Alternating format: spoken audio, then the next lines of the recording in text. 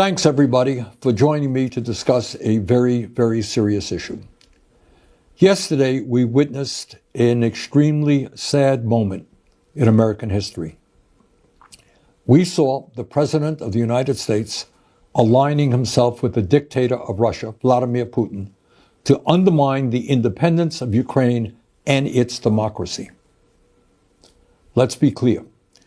Trump is showing us that he sees one of the world's most brutal dictators as his friend and our longtime democratic allies in Europe as his enemies.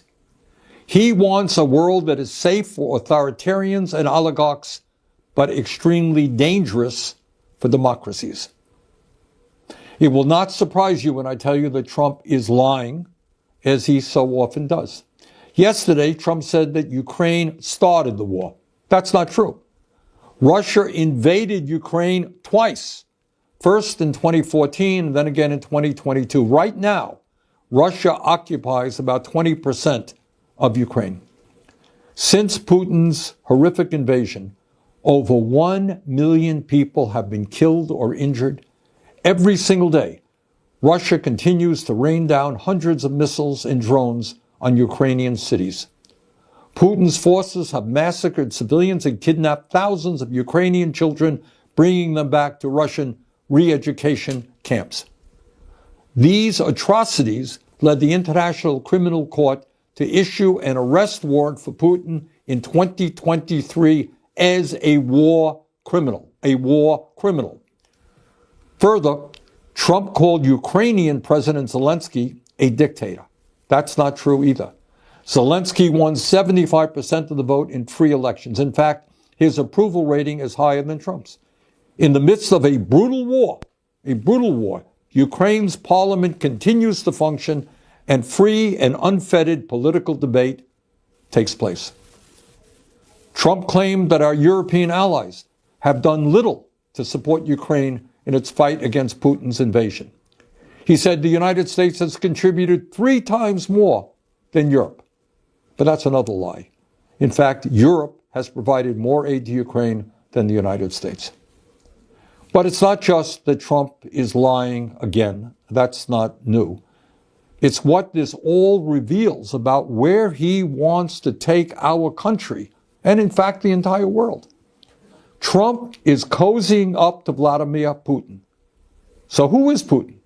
And what kind of world does he want to build? Putin is a dictator who crushed Russia's movement toward democracy after the end of the Cold War.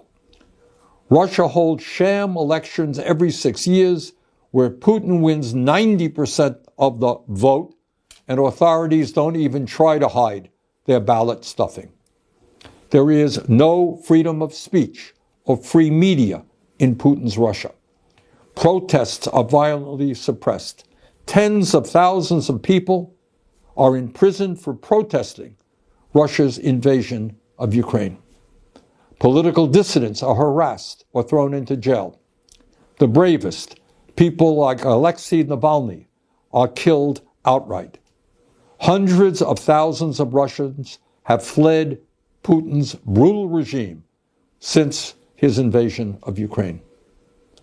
But Putin has maintained control in his country by offering Russia's oligarchs a simple deal.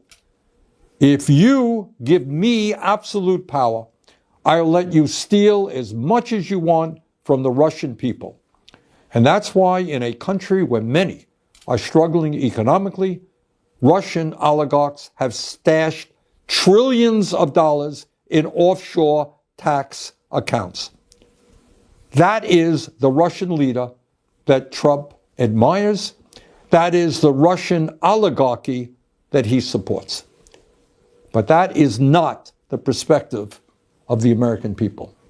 We know, and we are proud of, the fact that the United States of America is the longest standing democracy in the world. We know that many hundreds of thousands of brave Americans over the years have fought and died to defend democracy. We also know that our allies in the world are those countries that believe in democracy not authoritarianism. In this critical moment in our history, I hope that every American, regardless of political perspective, will stand tall and say yes to democracy, no to oligarchy, and no to authoritarianism. Thank you very much.